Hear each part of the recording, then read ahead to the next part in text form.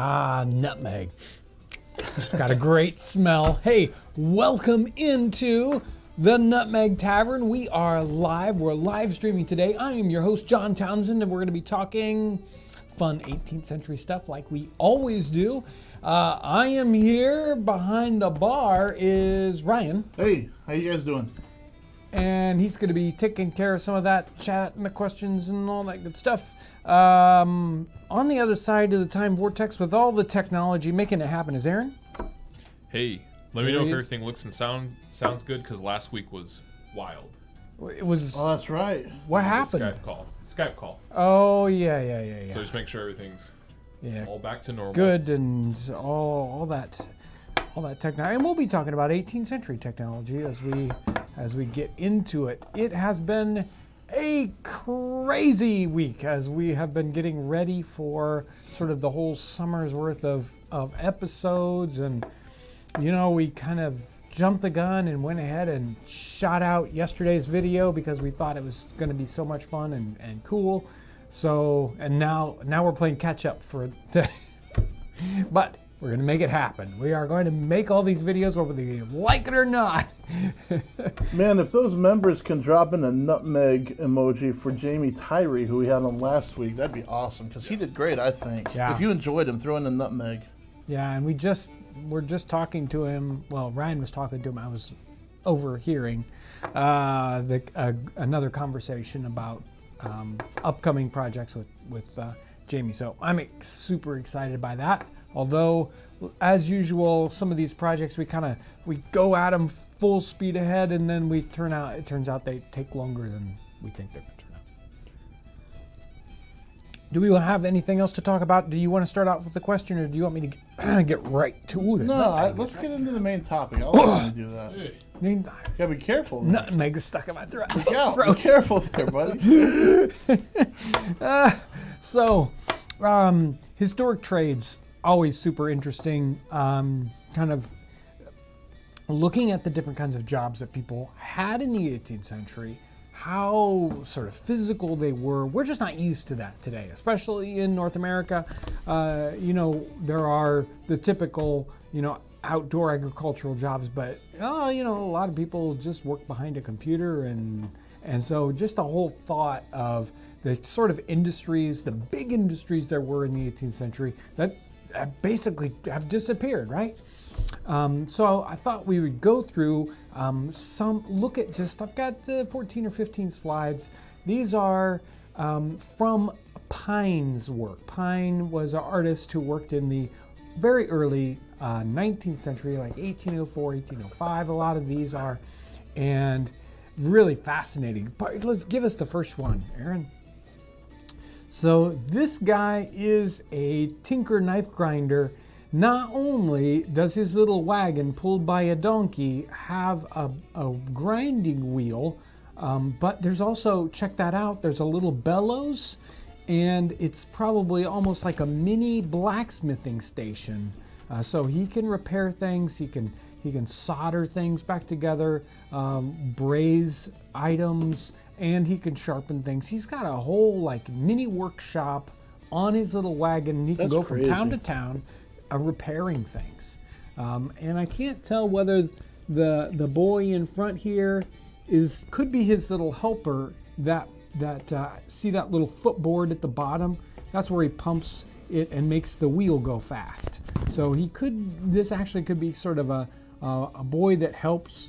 But you can see there's a handle on the top there for him to crank the bellows. We've been talking about doing some blacksmithing work, and that is sort of a portable blacksmithing setup, and that's almost what he's got here. So I thought it was a very interesting picture. Go ahead, Aaron. So earlier we were talking about water. I can't remember what episode, but here is a water delivery man. He's not bringing plastic water bottles to somebody's water cooler, but he's got this big barrel of water. This is actually, I've seen even bigger ones, just like huge wooden barrel on a wagon and going through town and delivering water. So this guy dispenses water, and then there's somebody carrying away buckets of, and this would be like potable water, something you could actually drink, because it's quite likely in a lot of different areas the water they would have available to them they might use for washing, but wasn't good for eating or drinking. Go ahead.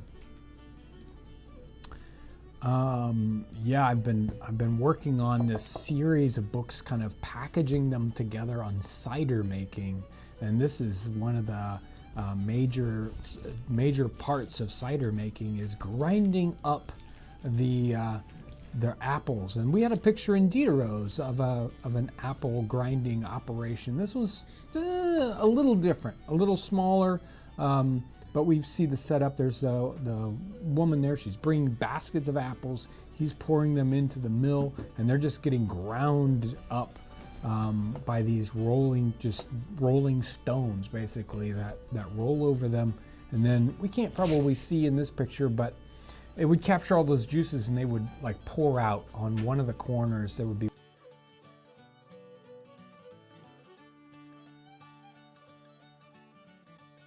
You're right. There I am. Whoa. How much did we miss? Just like 5 seconds. Sorry about that, everyone. Okay. I don't know what that was. It was everybody too. Technical snafu. Yeah. Sorry about that. Okay, so there's our cider grinding operation. Go ahead, Aaron. Barrels. Imagine what would happen if there was no cardboard boxes in the world. In the 18th century there weren't cardboard boxes in the world, so they had lots and lots and lots of barrels. Coopering, making wooden barrels, was a huge industry. And I mean, like every ship would have somebody who could put together their cardboard boxes, basically, their barrels. This is one of the stages where you actually start a fire underneath the barrel, and then that heats up the wood so that you can bend it. That stuff's wild. Oh, it is crazy watching them make that. There's one more. Go ahead, one more slide. Somebody's asking what's the source of these illustrations. Okay, yeah. Pines, the artist is, I think, William Pine, and he's from the very early 19th century. He did a lot of works. I think this one's from the book called Microcosm. But there's there's different buildings that he did artwork of. This was kind of the trades. So here's more of the barrel makers. This is actually the stage before the stage we just looked at, where the barrels are straight now. They haven't squeezed it down, and so it doesn't have that classic barrel shape. But there's two men working on putting together the barrels. You can see some staves way off there by the little anvil. And there's some axes, hammers. They have all kinds of adzes and saws so they can put these barrels together. Go ahead, Aaron. Near and dear to my heart, of course, is pottery, and this is a pottery. He's doing some jiggering on this. This is not like free-thrown pottery, but pottery thrown into a mold. So you kind of have this mold, and then you put a blob of clay in it, and you push it up against the sides. There's two different. There's jiggering and jollying, both the similar kind of operation. And you can see this one isn't foot powered, but he's got an extra guy there sitting on the ground, and he's pushing and pulling on that beam, and that spins the operation there, spins the wheel. So it's not a foot powered, but it's powered by an extra person. That's got to be a job, pushing and pulling on a stick all day long. You can see some of the wares there. There's the next one. There's the potter who's making sort of looks like flower pots, and he's got a standard kick wheel, and somebody's delivering. I don't know if they're delivering him a nice big mug of ale there, probably, so he can keep working. The wheel looks kind of small to kick. That is hard work. You really got to have a big wheel with a lot of momentum, or you are kicking that thing constantly. Go ahead, Aaron. So I love this one because of the caption. So working hides. Is there a caption on this one? No, there isn't. Oh, okay. I'm gonna explain the caption. Zoomed in. No, you're good. Working hides and making leather is a massive industry in the 18th century.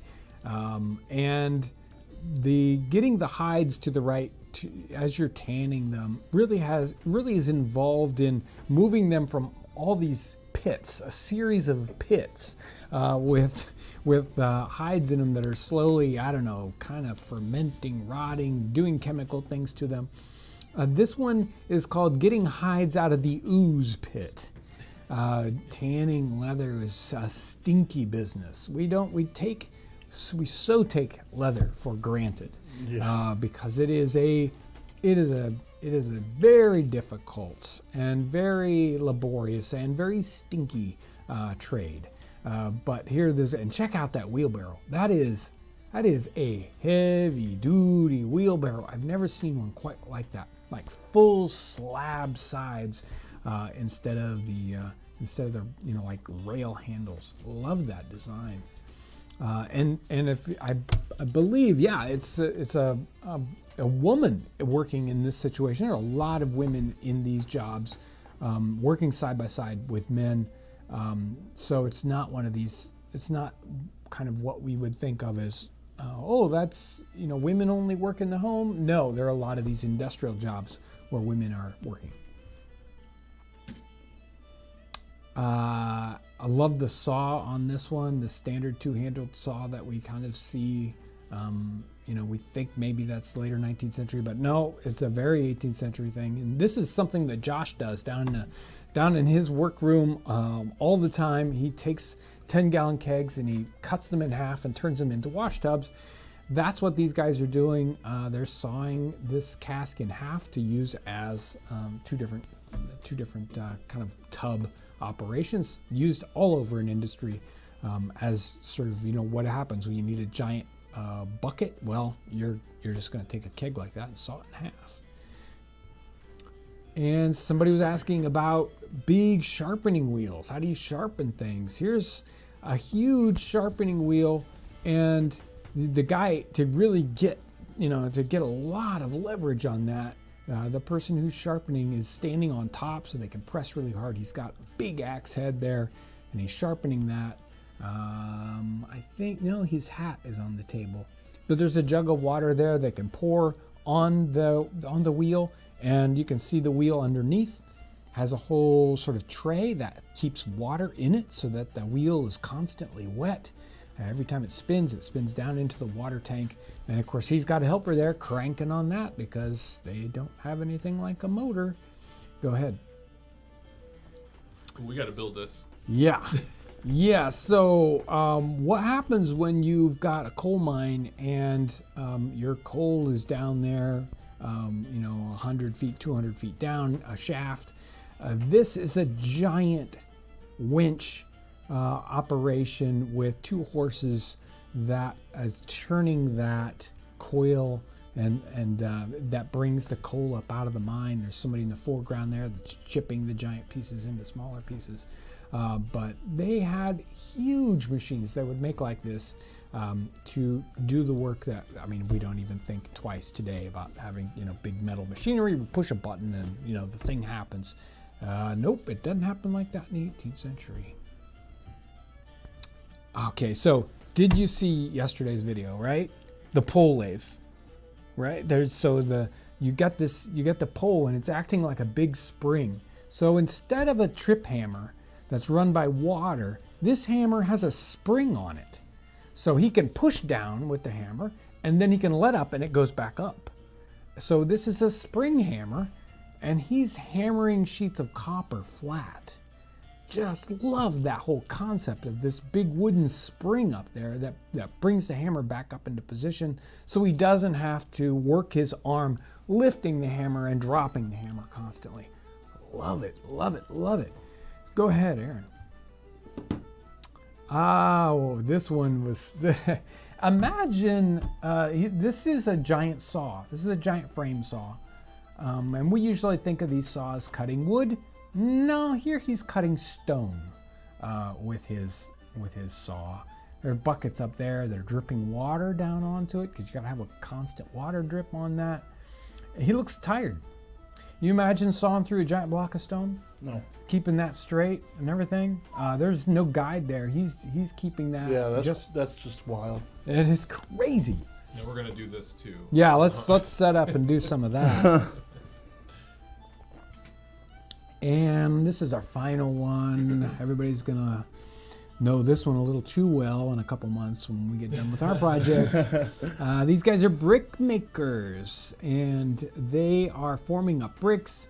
They've even got a special little wheelbarrow that holds the bricks. You know, there's a wheelbarrow there for the raw materials, the clay. So there's a boy back there working the clay into lumps. And some of these people, I mean, they're hot, they're resting. Notice they aren't all just going at it because, well, you can't. It will kill you. And there's there's wheelbarrows to take the bricks away. There's, you know, all these different designs. And just seeing the people standing around the workplace, you know, and there's this work zone has women, children, men in it. It's a full kind of family operation that's going on here. I think that's the last one. Yeah.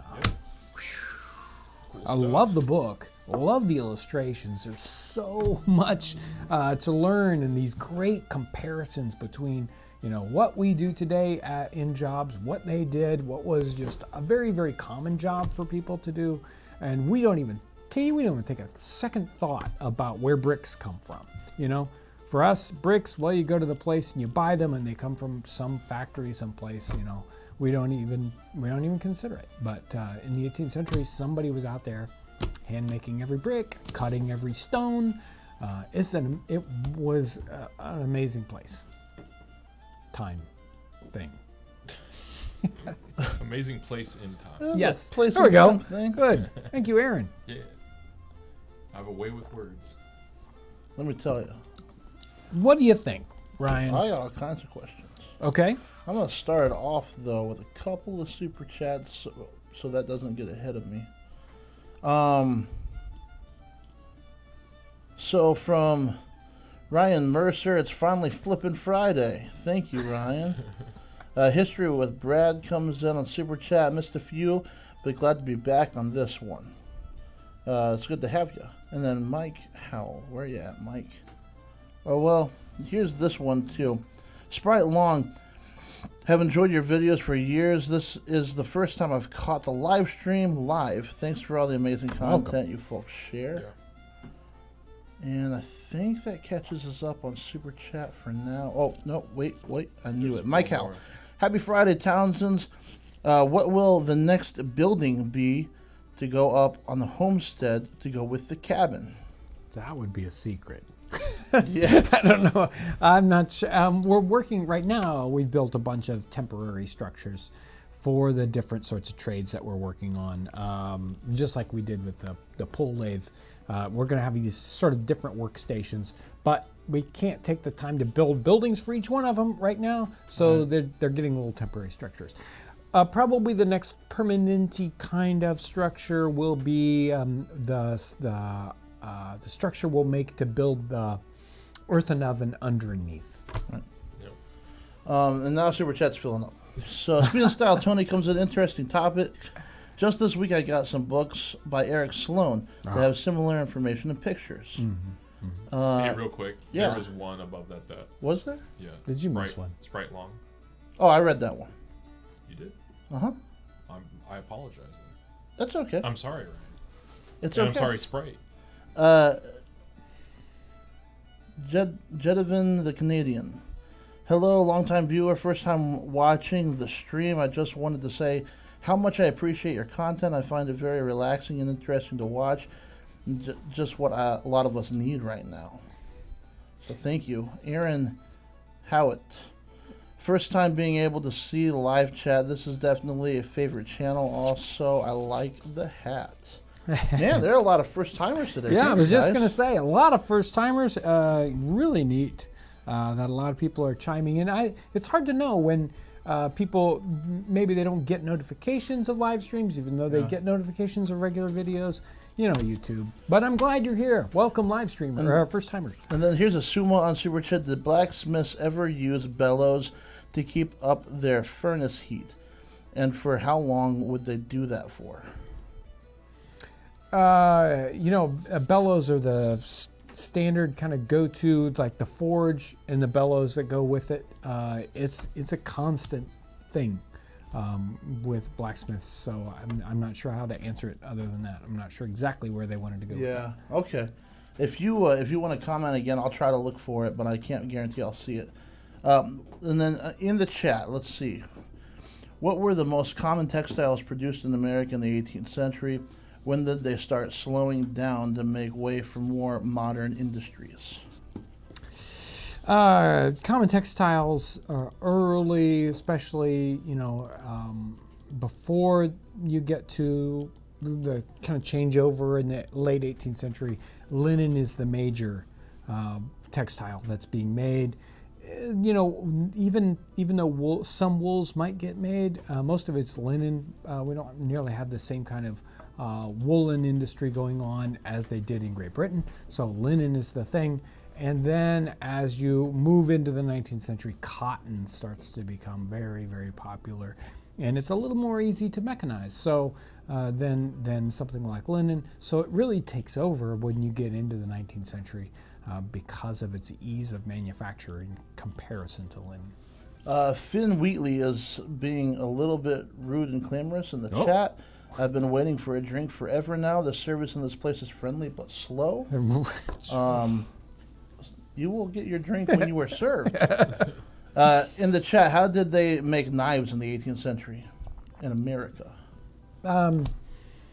Knives are a forged item. Sometimes there's casting, but not a lot of that. Most of it is just forged up from wrought iron stock, and then putting possibly a steel edge. They might be working with some kind of lower grade steels to forge those guys out.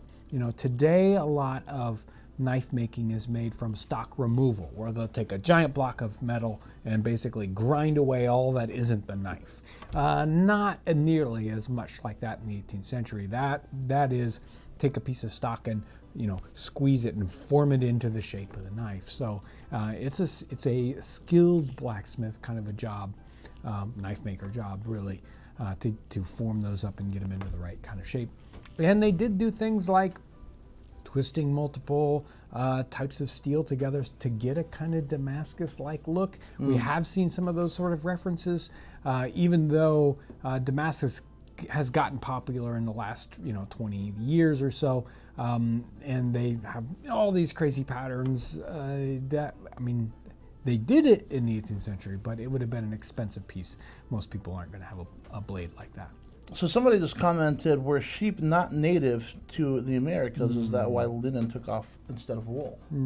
Yeah, we don't have the same, we didn't have the nice open fields that is classic for raising sheep. The sheep they're not a forest animal, and that's what a lot of colonial America looks like. And sheep are going to have to, the stock is going to have to come in from Great Britain because we don't have anything like that. If you go to South America, you're going to find alpacas and llamas, but in North America, all that's got to come from Europe. What was drawing like in 18th century America? Were they basically just using gray, black, white sketching, or were they adding color? There isn't nearly it's one of the tricky, difficult things about studying early or 18th century North America is that there's not a lot of art that's going on compared to what's going on in Europe. And so, a lot of the artwork that I bring in and show on a live stream, it's European, it's British, it might be French, but there's just not that much going on in North America. I guess everybody's more concerned with trades that people need here and now, this second, right? And it seems like the arts and those things they're not picking up the same kind of steam. There are some domestic painters doing not very good portraiture for people, but just art for art's sake, decorative arts, drawing. There just isn't as much of that as you would think there should be. Somebody else asked, who is drawing these types of scenarios? Were there specific artists, and did they have like an actual specific purpose, or were these just compiled later? Well, these are the ones that I showed today are all from one artist, and because you could kind of get the feel. All of them looked very similar. There are some of those sorts of what we call them. I don't know, reference works, but it was a whole book of sketches, and are some that are colored images. This book was just a black and white, just the raw sketches, but some of them they went ahead and colorized them in the time period even. But this was a whole book of images, right? So he's trying to sort of document for probably more. Noticed how rustic they all were. There was that whole genre painting from that 17th and 18th century where there would be people that were more well-to-do, that obviously had enough money to buy works of art, but the kind of art they would buy would be sort of very rustic images. And this is a whole book of rustic-ish images of trades going on, because they may not have to see that each and every day. And luckily for us, we get to see what was going on with that. So back to Super Chat, somebody, Adam Gear, just bought a pipe and tobacco box from you and it arrived today. Can you recommend a pipe tobacco that could be possibly close to the time period? Yeah. I won't even bother to answer that. I'll ask Ryan. If you get a flake or a twist, you're going to be on the right direction. You can't go wrong with Virginia. I think, for me, the Samuel Galwith 1792 flake is one of my favorites. It's hefty, so if you're new to smoking, you might not want to go there yet. But it's a wonderful flake, and that'll get you in the right direction. There you go. Knight Rider 72 from Super Chat. This is my escape from the 21st century. Stacy Meadows is on Super Chat, and she says, snazzy blue jacket you have there. Once the homestead is built up, will you ever consider opening it to the public for tours or reenactments? Yeah, it's not the right spot for that. Unfortunately, it's not in the works. It's certainly not one of the plans right now. It would be a very kind of special case situation.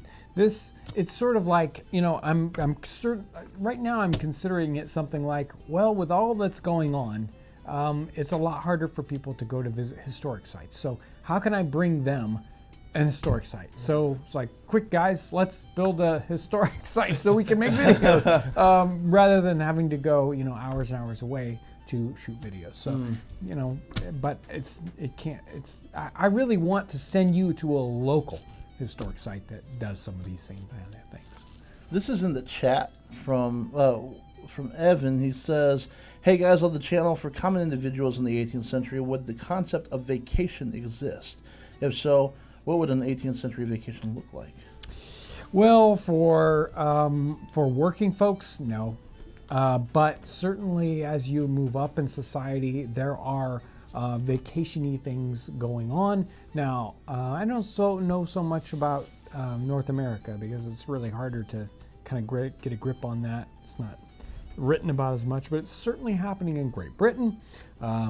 Families would send their sons off to the continent to take a grand tour and go to Italy and Spain, and to sort of get an education of the world by doing that sort of thing. And they had vacation spots like Bath, England, where people would go and for the waters, but really it's more like, hey, let's take a month and just hang out and entertain ourselves in different ways. There were a lot of different kinds of things like that, and even started going to the seaside as a vacation-y thing. It's starting to happen in the late 18th century. Now, in North America, I don't know if I have any good examples of that at all. So I don't know what to say. Good question. Robert Green's in the chat. He says, was tobacco still toxic, in quotations, in the 1700s? as I assume they didn't know about any of the chemicals in cigarettes today. So there was a whole set of people that were anti-tobacco, that were thinking that tobacco was bad for you, and then of course there was portions of the medical industry, even at the time period, like no, that is good for you, and tobacco does do some beneficial things. I don't know that it certainly doesn't outweigh the negative things, but it certainly does do certain medical things to you, right? But there were anti-tobacco people in the 18th century, either sometimes for social reasons and other times because they thought it was bad for the health. So, there's a lot of differing opinions. It isn't like a monolithic, everyone thinks, this is great for you. Yeah. Just as many opinions then as there are now. Probably. Somebody's asking if we're planning to redo the chimney with brick. Well, I don't think so. I would say that if I want to build a brick chimney, I should build it on a better building. Yeah, I guess I could see, like, this is a temporary structure. It always has been. If you might see that converted into a more permanent structure. But we'd have to do a lot to get there. Yeah. So Finn Wheatley is in Super Chat, and it just says my apologies. And I'm not sure why. Because you were yelling at him for asking for a drink. Oh, was that? Yeah. Sorry, Finn. No, you shouldn't. Don't you say better thank say you. you're sorry. Don't say thank you. Do not do that. He deserves every bit. Yeah. Buff Chip 96 says the hat John is wearing, the one from the catalog, or in the catalog. Yes, it's in the catalog. Yes. In the catalog, his father is wearing it. Yes, it's in the current one. The current and one, the yes. one before that, it's me. But yeah, this is the early 19th century, even late 18th century in some ways, top hat. So the early top hat. Theodore and Nezis, any information on mass Hellenic colonies in the Americas? Love your content. Hello from Athens.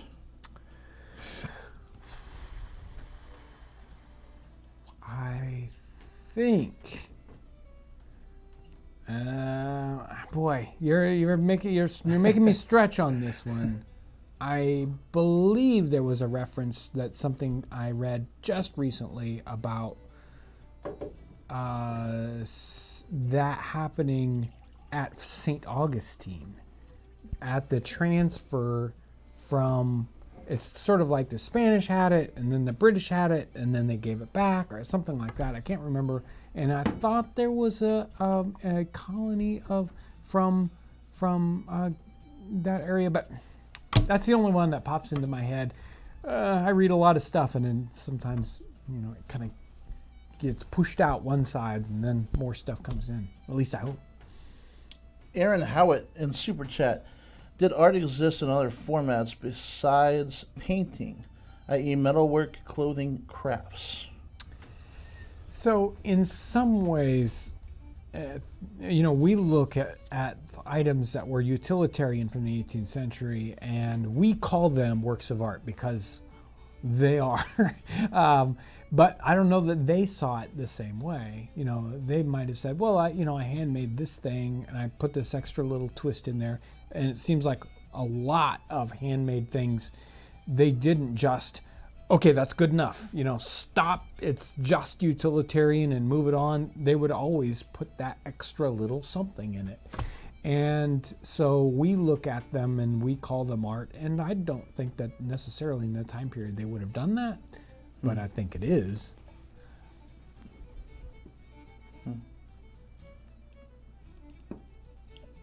Okay, David Donnelly comes in the Super Chat. No comment, but thank you very much. Thank you, David.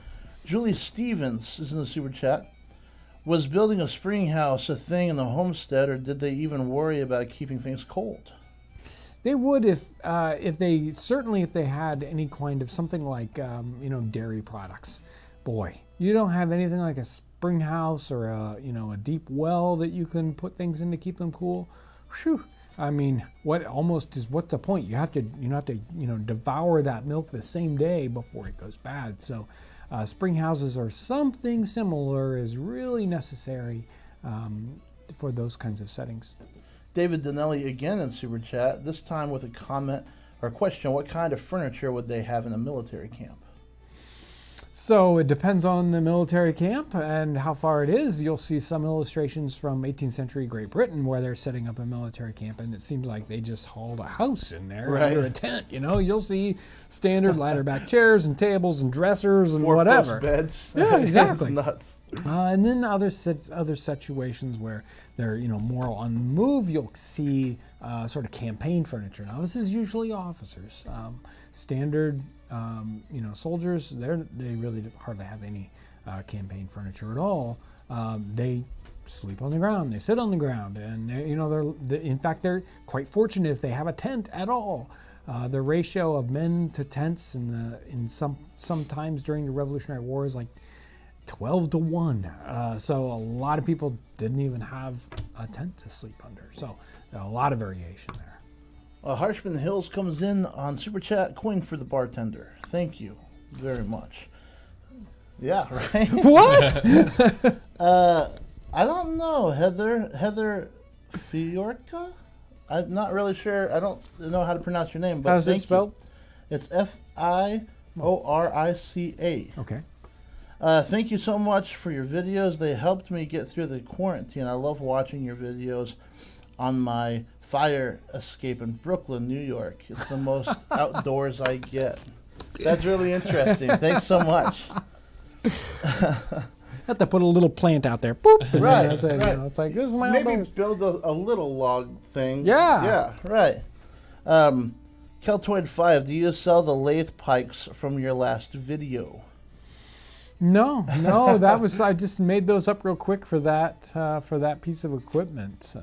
It would be an interesting thing. I'm not sure how many people need lathe pikes, but if you're going to make one, you got to have them. You need a pike, man. Okay, Denise Maloney Pyron, where you at? She says good job with a fox and a thumbs up, and he's pumping it like that. Okay. Thank you so much. It's really hard to describe those to John. Okay, so curious if the barrel butter churn was here in America or was it mostly just in the old world? You're seeing a lot of different sort of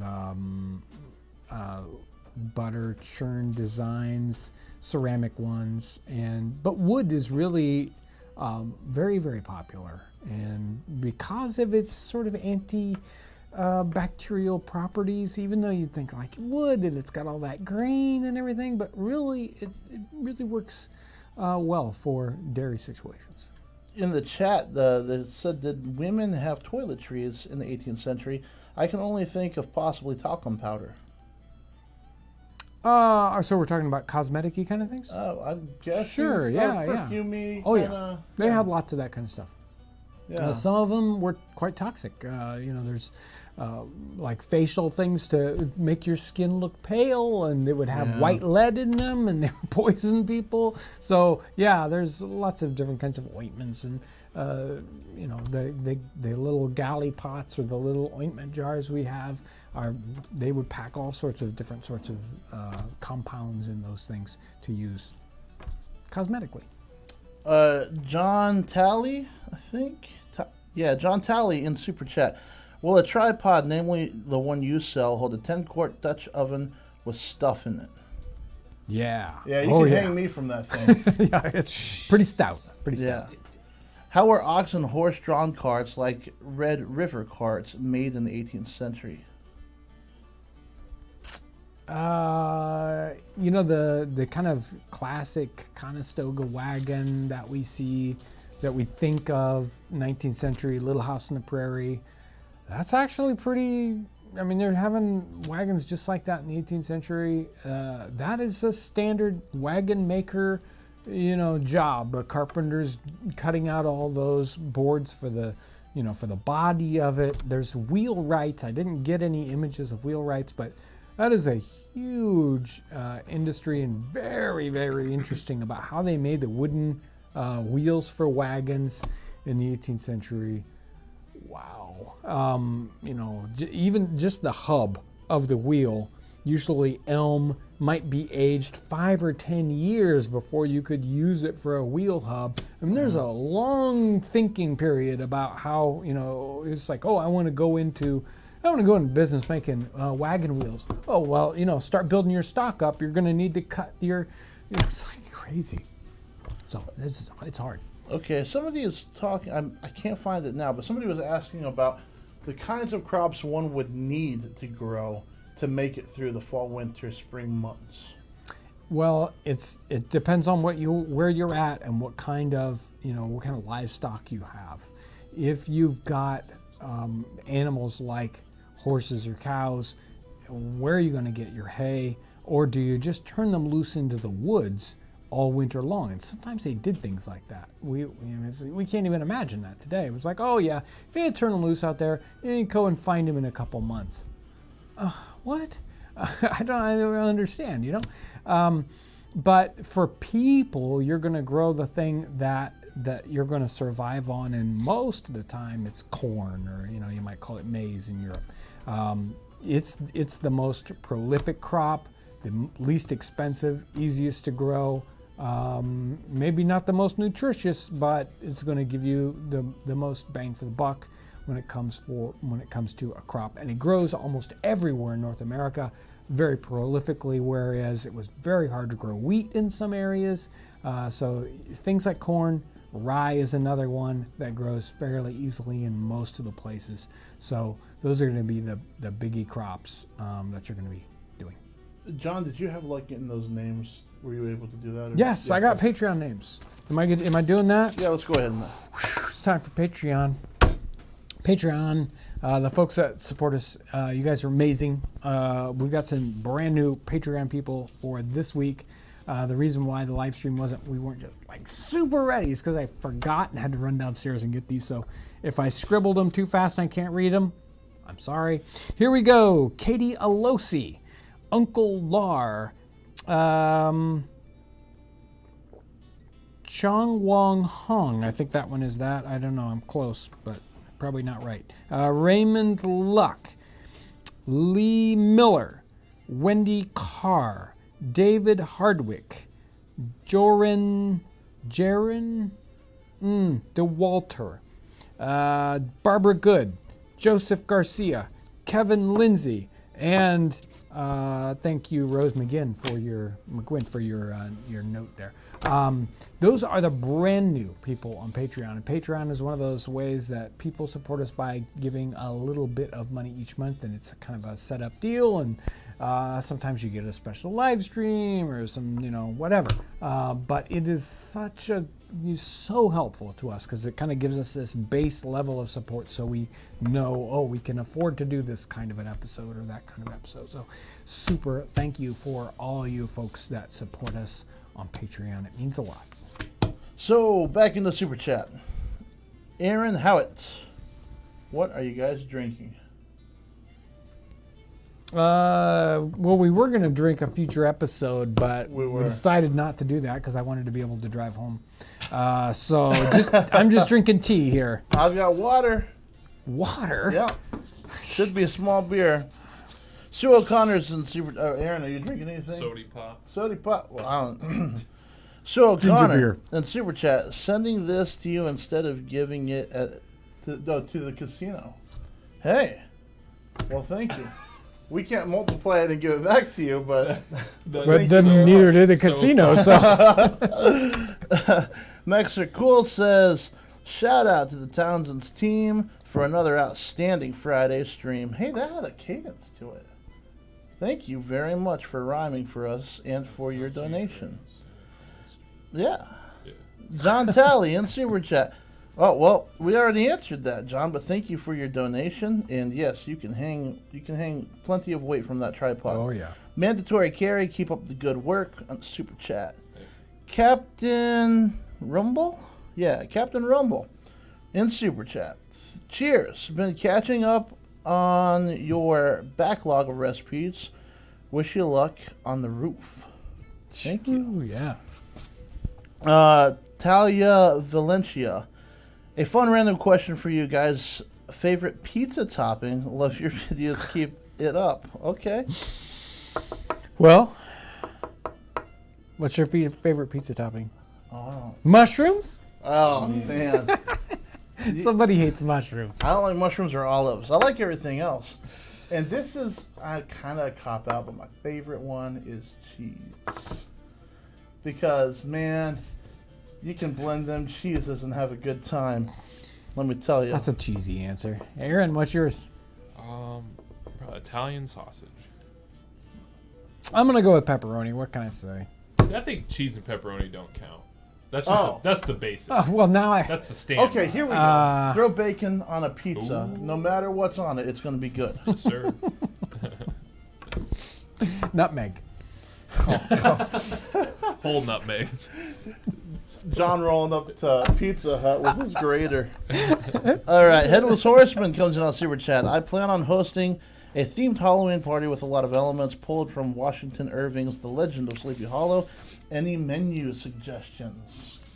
I haven't read that in so long that I don't know about what might fit well with that. A soused hog's head would be funny because Yeah. the headless. Yeah, maybe something pumpkin oriented. Ooh, There you go. yeah. Not pumpkin pie though. It's got to be creepy pumpkin. Yeah. You could roast them and have them. Yeah. Roasted pumpkins would be good. Okay, where can you buy a cow horn spoon? Well, you can buy one at Townsend. Yeah, you just follow the link at the in the description there. Type in horn spoon. Whoop. Yeah. What kind of tools were required for barrel making, John? You've got some, I think it's called a crestle or something like that. You've got a little frame that you build it in. You get your staves. You have to have a crows, some tools that actually cut the grooves for the heads to fit in. You need this great kind of plane to kind of bring the shape of the staves into sort of that, they need to be skinnier at the top and the bottom, they do in the middle. So there's this whole list of tools that you need to build a keg just right. I mean, then there are different grades. Some of them are just slapdash, throw it together, cardboard box, dry kegs, slack kegs, where you put some things like nails in it, right? And these nails aren't going to drip out the bottom, but if it's a liquid keg, it's got to fit very tightly together. So there's all these different skill levels, different sorts of materials that you might make them out of, whereas, really good wood versus, skinny, bad wood. So lots of different tools. That would be, and there's at least one really nice keg making video on YouTube. So. Oh, yeah. Great stuff. Great stuff. I can't remember that guy's name. Yeah, is he in Australia? Yeah, I think he is. Yeah. Somebody commented, will you show how to make and maintain an outhouse? Yes.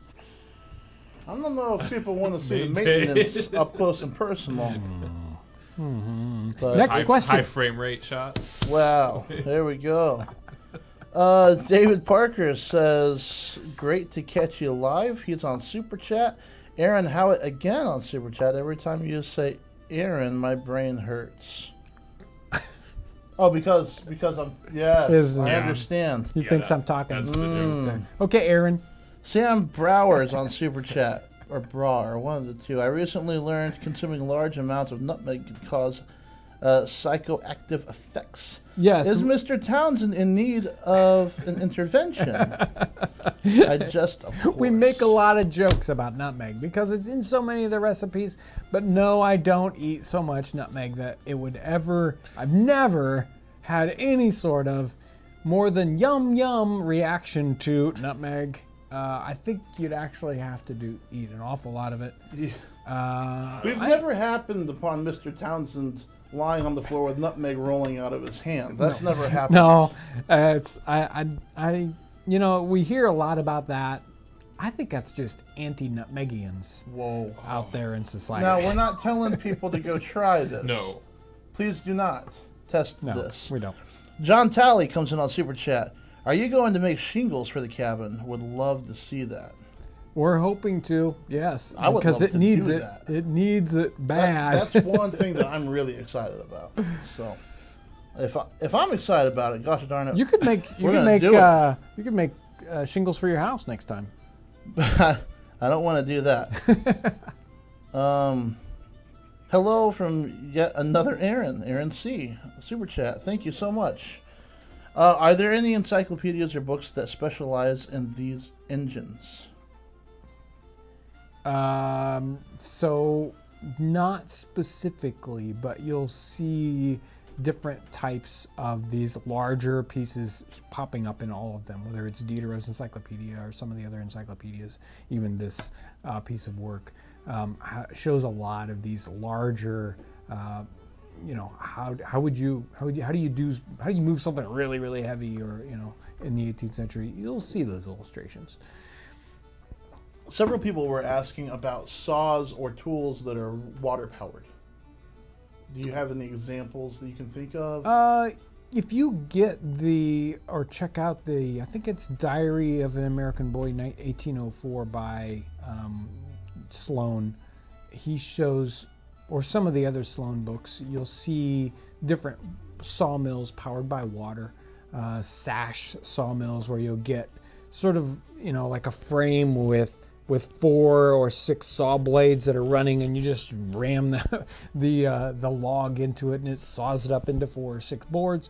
Sometimes they had single saws that would work up and down. The round kind of buzz saw that needs a lot more RPMs, so that's not the kind of saw that they tended to use. So yeah, they had water powered sawmills. Helen Hardman on Super Chat. Good day from Australia. Love your videos. Thank you. Thank you. Thank you very much. Was the stone saw? I don't know if you could tell. Was it serrated? Boy, that's a really good question. I think some of them didn't have much of a blade, but they just sort of put sand in there and it worked it back and forth. Oh, really? But I would have to recheck that one. That is a really good question about cutting the stone. Have you ever done a video with the French throwing axe? I think I threw it in the axe throwing video, didn't I? I think you threw them all, didn't you? I think so. Yeah, you look for axe throwing. Yeah. Denise Maloney Pyron. Have a great weekend, everyone. That's from Super Chat. Thank you so much. Thank you. This is a good question. I don't know if you'll be able to answer it. Do you know what the environmental impact of some of these trades was? I.e. leather, tanning, barrel making, mining is very different from the effects we see today.